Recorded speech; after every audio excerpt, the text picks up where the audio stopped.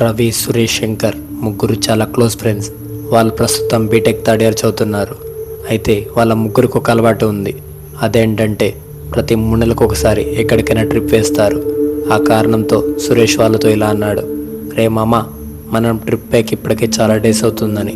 దానికి రవి, డేస్ కాదురా బాబు, మంత్స్ అవుతుంది అన్నాడు. అదేరా, ఎటైనా వెళ్దామా అన్నాడు. అప్పుడు రవిశంకర్ కూడా, అవును మామ, చాలా డేస్ నుండి కాలేజీలోనే తిరుగుతున్నాం, ఇక్కడే ఉంటే పిచ్చివాళ్ళం అయిపోతానేమో. దానికి తోడు రెగ్యులర్గా సెమినార్లని మనల్ని చావగొడుతున్నారు వీళ్ళు. సరే కానీ ఎటు వెళ్దామన్నాడు సురేష్. అప్పుడు రవి, ఎటైనా ఓకేరా బాబు, ఇక్కడి నుంచి వెళ్తే చాలు, 1 వారం పాటు తిరిగేసి వద్దాం, మళ్ళీ ఎలాగే కాలేజీ లేపు తప్పదు కదా అన్నాడు.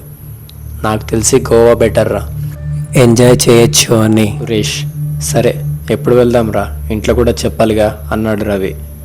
ఎప్పుడో ఏంట్రా, ఎల్లుండి ఎర్లీ మార్నింగ్ స్టార్ట్ అవుదాం, ఒక 4 డేస్ అక్కడ ఉండి తిరిగి వచ్చేసొద్దాం అని ప్లాన్ చేసుకున్నారు. ఎవరి పేరెంట్స్కి వాళ్ళు కాల్ చేసి పర్మిషన్ కూడా తీసుకున్నారు. అలాగే ఖర్చుల కోసం డబ్బులు కూడా తీసుకున్నారు. వాళ్ళ ముగ్గురు ఎప్పటి నుంచో చాలా క్లోజ్ ఫ్రెండ్స్, ఇలా తిరుగుతూనే ఉంటారు. వాళ్ళకి ఇదేం కొత్త కాదు అని వాళ్ళ పేరెంట్స్ కూడా ఏమనేవారు కాదు.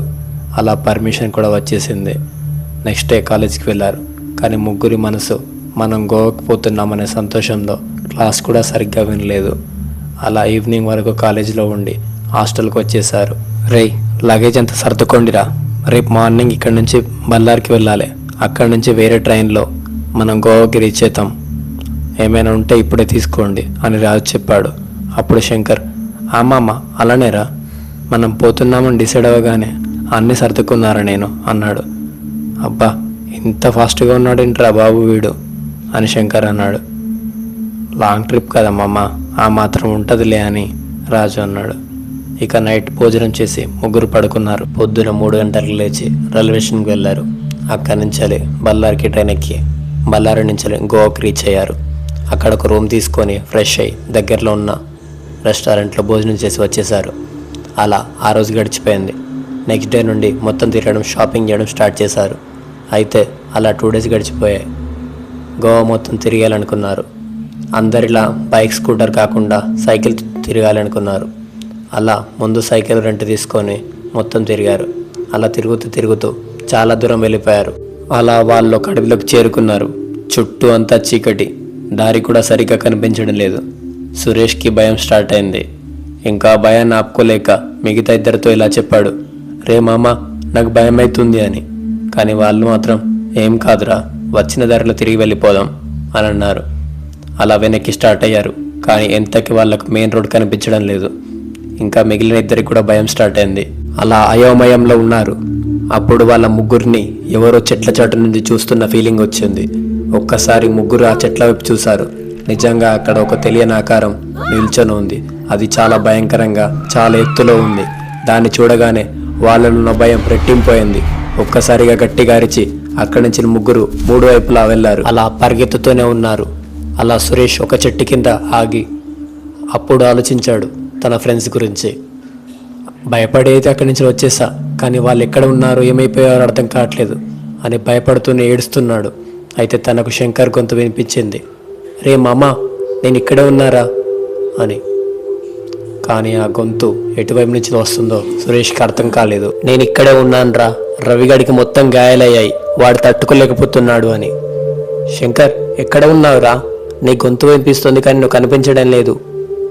నేను ఇక్కడే ఉన్నాను మామ, కొద్దిగా ముందుకురా, రవిగాడు ఇక్కడే ఉన్నాడు అని. అలా సురేష్ ముందుకు అడుగు వేశాడు. వాళ్ళు ఉన్నారా అని చూశాడు, కానీ అక్కడ ఎవరూ లేరు. ఏంటిది, ఇప్పటిదాకా ఇక్కడే సౌండ్ వచ్చింది, ఇక్కడ వాళ్ళు లేరు అని కంగారు పడుతూనే వెనక్కి తిరిగి చూశాడు. అక్కడ అంత ముందుకు వాళ్ళు చూసిన ఆకారం అతని ముందు నిల్చొని ఉంది. దాన్ని చూడగానే సురేష్కి దుఃఖం, ఏడుపు ఒక్కసారిగా తన్నుకుంటూ వచ్చాయి. దయచేసి నన్ను వదిలే ప్లీజ్ అంటూ. కానీ ఆ దయ్యం భయంకరంగా నవ్వుకుంటూ, ఎవరిని వదలను, నిన్ను కూడా నాతో పాటు కలిపేసుకుంటా అని. తర్వాత అతనికి ఏమైందో అర్థం కాలేదు. అతని మెలకు రాగానే ఒక హాస్పిటల్లో ఉన్నాడు. తన పక్కనే వాళ్ళ అమ్మా నాన్నలు ఉన్నారు. అతనికి మెలకు రాగానే డాక్టర్ని పిలుచుకొని వచ్చారు. డాక్టర్ వచ్చి, హే సురేష్, ఎలా ఉంది ఇప్పుడు నీకు, అంతా ఓకేనా అన్నారు.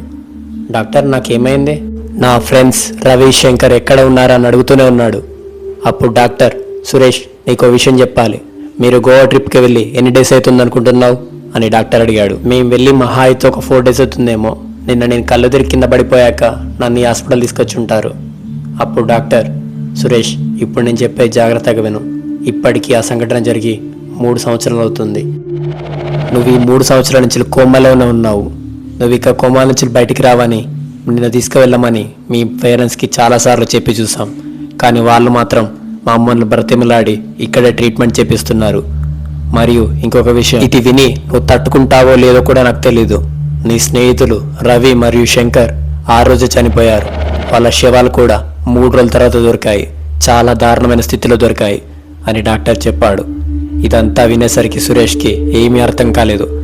వాళ్ళు చనిపోవడం ఏంటి, నేను 3 సంవత్సరాలు కోమలో ఉండడం ఏంటి, నాకేం అర్థం కావటం లేదు. అసలు ఆ రోజు ఏమైందో కూడా నాకు జ్ఞాపకం లేదు. ఇలా ఆలోచిస్తూనే ఉన్నాడు. అలా ఒక వారం తర్వాత సురేష్ పేరెంట్స్ తనని ఇంటికి తీసుకెళ్లారు. కానీ అతనికి మాత్రం ఏం అర్థం కావడం లేదు. అలా ఆలోచిస్తూనే ఉండేవాడు. రోజులు గడిచిపోతూనే ఉన్నాయి. అలా ఆలోచనతోనే పిచ్చోడైపోయాడు. ఎన్ని హాస్పిటల్ చూపించినా కూడా డాక్టర్కి ఏమీ అర్థం కావడం లేదు. ఇతనిలో సమస్య ఏమిటో ఎవరికీ అర్థం కావట్లేదు. గుడులు మరియు చర్చిలు మసీల చుట్టూ తిరుగుతూనే ఉన్నారు. కానీ అతనిలో మాత్రం మార్పు రావడం లేదు.